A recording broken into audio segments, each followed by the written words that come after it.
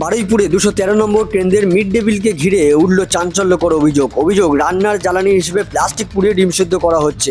এই ঘটনাকে কেন্দ্র করে এলাকা জুড়ে তীব্র চাঞ্চল্য ও ক্ষোভ ছড়িয়েছে। স্থানীয় সূত্রের দাবি, মিড ডে মিলের প্রস্তুতির সময় প্লাস্টিক পোড়ানোর বিষয়টি সামনে এসেছে। প্লাস্টিক পোড়ালে যে বিষাক্ত ধোঁয়া ও ক্ষতিকারক রাসায়নিক নির্গত হয় তা নিয়ে উদ্বেগ প্রকাশ করেছেন অভিভাবকরা। ছাত্রছাত্রীদের স্বাস্থ্য নিয়ে প্রশ্ন তুলছেন স্থানীয় বাসিন্দারা।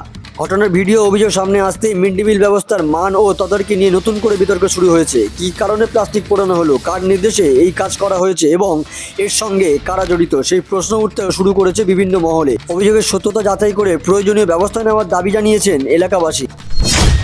স্কুলে এসেছি, দিদিমণি ধরেছে হাতানাতে, যে স্কুলে খাবারটা দিচ্ছে পোকা গিজগিজ করছে, চালে ভাতে পর্যন্ত পোকা গিজগিজ করছে, ডিম ছাড়ায় না, ডিম গোটা গোটা ডিম ভাতের মধ্যে দিয়ে দিচ্ছে, কোনো সময় অর্ধেক করে দিচ্ছে, সে ডিমের খোলা ভাতে পড়ছে, বাচ্চারা খেয়ে অসুস্থ হচ্ছে। আমরা দিদির হাতে নাতে ধরেছি, এমনকি চালের বস্তা পর্যন্ত আমরা পেয়েছি, পোকা গিজগিজ করছে, চালের ডেট পার হয়ে গেছে, সে চাল ডাল তেল সব ডেট পার হয়ে গেছে, সেই জিনিস নিয়ে বাচ্চাদেরকে খাওয়াচ্ছে।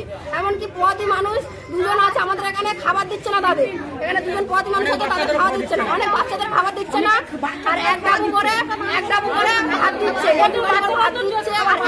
একটা করে আলু টুকরো দিচ্ছে, একটুখানি আলু টুকরো দিচ্ছে, আমাদের সরকার কিছু দিচ্ছে না, ওই জন্য আমরা।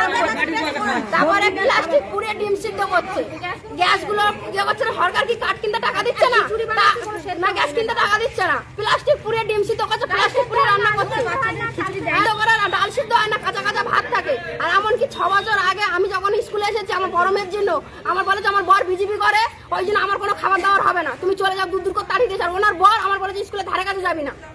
আমি 1 সাল থেকে স্কুলে আজ অব্দি ধারে কাছে আসি না, আমার দুটো মেয়ে হয়ে গেছে, স্কুলের কোনো ধারে কাছে আমি যাইনি। আজকের আমরা দিদিমণির হাতানাতি ধরেছি, সবকিছু তোমাদের দেখাচ্ছি, তোমরা দেখে নাও। সুবোধ রায়ের বাড়িতে ছিল, বাড়ি ছিল তৃণমূলের নেতা, সে তৃণমূলের বড় নেতা, তার বাড়িতে ছিল।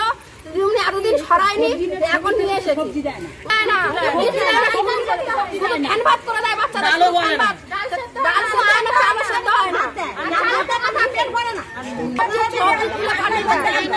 বাচ্চাদের গায়ে পর্যন্ত হাত দেয় না, বাচ্চাদের গায়ে হাত দেয় না। বাচ্চাদের যখন ওজন করাতে নিয়ে আসে, উনি মুখে কাপড় চেপে বলে ওখানে ঝুলিয়ে দাও, ওখানে করে দাও, উনি বাচ্চাদের গায়ে পর্যন্ত হাত দেয় না। আমরা কি বাচ্চাকে অসুস্থ বাচ্চা নিয়ে আসি ওনার কাছে, উনি মুখে কাপড় দিয়ে রাখে, হাতে হাত গ্লাস পরে থাকে, বলে ওখানে ঝুলিয়ে দাও। কেন ওনার হাত দিলে কি হাত ক্ষয়ে যাবে ওনার? আপনার নাম? বাচ্চাদের পড়ায় না, কিচ্ছু না। আপনার নাম? আমার নাম অপর্ণা সিং, স্থানীয় বাসিন্দা। হ্যাঁ, আমি এখানকার বাসিন্দা, এখানকার মেয়ে আমি। বাংলার সঠিক খবর সঠিক সময় জানতে ফলো রাখুন RN TV বাংলা।